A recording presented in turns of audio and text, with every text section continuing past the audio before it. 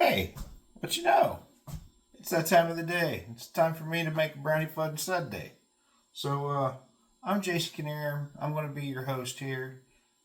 I ain't got much of this brownie left because it was so damn good. I'm going to heat this up. We're going to make a sundae. But while that's happening, you watch how I made these here brownies.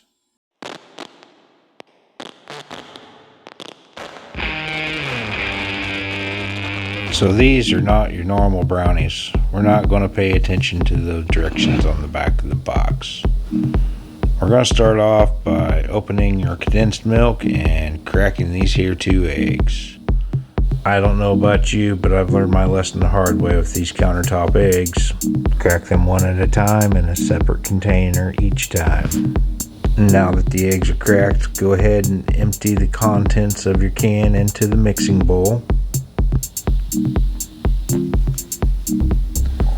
Go ahead and check your directions just to see what the baking temperature is so you can preheat your oven.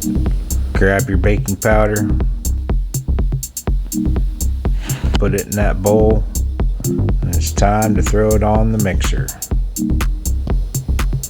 If you're anything like me, you're going to make a real mess if you set this machine on anything besides light mix. With that being said, I get her started and let it do its job. Now with your brownie mix running in the background, it's time for you to butter a pan. Stop your mixer and just admire all that chocolatey goodness. This is when you reminisce of when you was a kid, bugging your mother, just give me the mixers. I don't care if it has any raw eggs in it. Here's where we pour the chocolate in. Make sure you scrape the sides. You don't want to forget any of this. There's just too much goodness to waste any of it.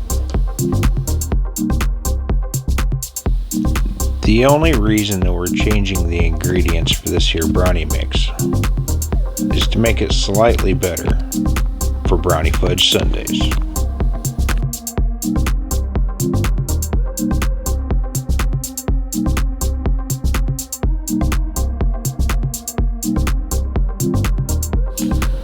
Here we are, throwing it in the oven, setting the timer, 325 for 40 minutes, low and slow. When the dinger ding or the buzzer buzzes, grab you a toothpick and check and see if it's cooked all the way through. If not, throw her back in and try again for another 5 minutes. When you're under the impression that it's cooked all the way, take it out, cover it, let it cool. After letting it sit, uncover it, cut it into appropriate pieces. Now there's some people, including myself, that will call small little pieces like this samples. But you do what you want to do, and in this case, these are actually just samples.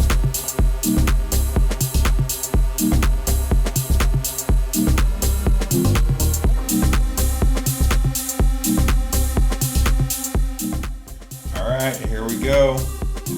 They seemed really soft and fluffy. I probably got ahead of myself and cut them a little early. They might not be cooled down enough.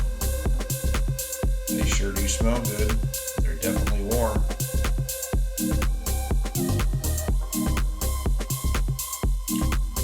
Oh my. I think this is the way I'm going to do it from now on. This is the 3 ingredient ice cream that I made in the past video. Link will be in the description.